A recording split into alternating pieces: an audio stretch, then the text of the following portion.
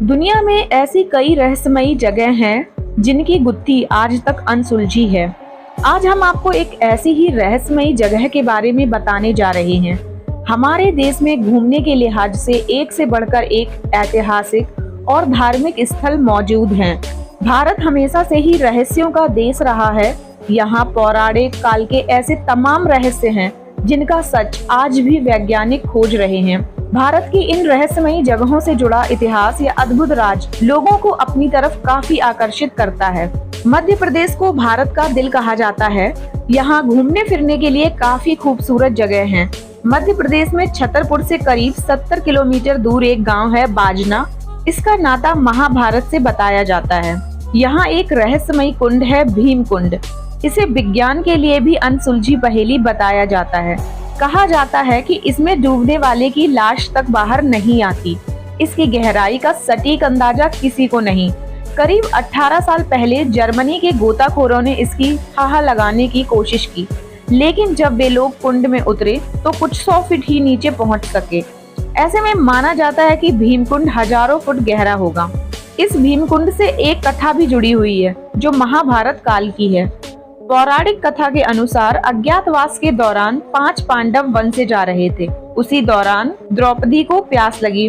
पांचों भाइयों ने आसपास पानी की तलाश की, लेकिन कहीं भी उन्हें पानी नहीं मिला। इसके बाद धर्मराज युधिष्ठिर ने अपने भाई नकुल को कहा कि वे पता लगा सकते हैं कि धरती में पानी कहाँ है। ऐसे में नकुल ने भाई की आज्ञा पर धरती से निकलने वाले पानी के स्रोत के बारे में पता किया, लेकिन समस्या ये थी कि पानी निकाला कैसे जाए। तभी भीम ने अपनी गदा उठाई और नकुल के बताए गए स्थान पर प्रहार किया। उनकी गदा के प्रहार से धरती में बहुत गहरा छेद हो गया और पानी दिखाई देने लगा, लेकिन कथा के अनुसार भूमि की सतह से जल स्रोत लगभग 30 फीट नीचे था। इस स्थिति में युधिष्ठिर ने अर्जुन से कहा कि अब तुम्हें अपनी कौशल से जल तक पहुंचने का मार्ग बनाना होगा।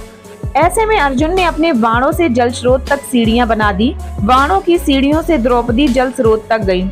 इस कुंड का निर्माण भीम की गदा से हुआ था, इसलिए इसे भीम कुंड के नाम से जाना जाता है। कहा जाता है कि इस कुंड का पानी बिल्कुल नीला और साफ है। ऐसा भी माना जाता है कि इस कुंड की गहराई में कुएं जैसे 2 बड़े छिद्र हैं। एक में बहुत तेजी से पानी आता है और दूसरे से वापस चला जाता है। हैरानी की बात है कि इस क्षेत्र में पानी का दूर दूर तक कोई स्रोत नहीं है। यदि सूखा पड़ जाए तो भी इस कुंड में पानी कम नहीं होता। ये भी कहा जाता है कि जब कोई प्राकृतिक आपदा आने वाली होती है तो इस कुंड में जल स्तर खुद ही बढ़ जाता है और लोग इस संकेत को समझकर पहले से ही सतर्क हो जाते हैं। स्थानीय लोगों का कहना है कि कुंड का पानी कितना भी उपयोग में ले लिया जाए, लेकिन इसका स्तर सामान्य ही रहता है। आमतौर पर ठहरा हुआ पानी गंदा हो जाता है, लेकिन भीमकुंड का पानी इतना साफ है कि लोग इसको पीने के लिए प्रयोग में लेते हैं। कहा जाता है कि वर्ष 2004 में जब सुनामी आई थी, तब इस कुंड में पानी का स्तर बहुत ज्यादा बढ़ गया था और कुंड में पानी की हलचल बहुत तेज थी।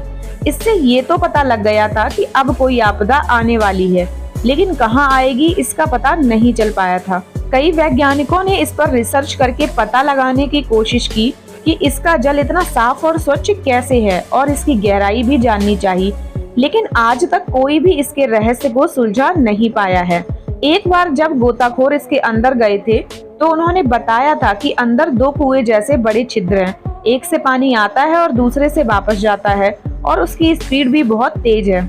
जब यहाँ मौजूद लोगों से बात की गई तब उन्होंने बताया कि उन्हें लगता है कि इसका संबंध सीधे समुद्र से है, क्योंकि इस कुंड के एक तरफ से जहाँ जाली नहीं लगी हुई है, वहाँ से जो लोग भी इसमें डूबे हैं उनकी लाश तक नहीं मिली है। इसके अलावा जब समुद्र में सुनामी आई थी तब इस कुंड में भी हलचल हुई थी। इसके पानी की लहरें 10 फुट तक उठ रही थी। उसी समय यहाँ मौजूद सारे के सारे लोग डरकर बाहर निकल गए थे। इसका जल हमेशा साफ और स्वच्छ रहता है। इसमें काफी गहराई तक की चीजें साफ दिखती हैं और जब सूर्य की रोशनी इस कुंड पर आती है तब बहुत ही मनमोहक दृश्य दिखता है। इसके अलावा एक रहस्य यह भी है कि इस कुंड का जल स्तर कभी कम नहीं होता। यहाँ पर बने आश्रम जहाँ बहुत सारे बच्चे भी रहते हैं और आसपास के सारे क्षेत्र यहाँ से पानी की सप्लाई होती है। लेकिन पानी खत्म होना तो दूर, गर्मियों के समय में भी यहाँ का जल स्तर कभी कम नहीं होता है। एक बार तो सरकार की ओर से भी इसका तल जानने के लिए वाटर पंप से यहाँ के पानी को निकाला गया था, तब भी यहाँ का स्तर कम नहीं हुआ। तो आज की वीडियो में बस इतना ही। उम्मीद है आपको वीडियो अच्छी लगी होगी। आगे भी ऐसे ही इंटरेस्टिंग वीडियोस को देखने के लिए प्लीज हमारे चैनल को सब्सक्राइब कर लें और बेल आइकन दबाना बिल्कुल ना भूलें। वीडियो को लाइक, शेयर और कमेंट करना ना भूलें। तब तक के लिए वीडियो देखने के लिए बहुत बहुत धन्यवाद। Thank you for watching.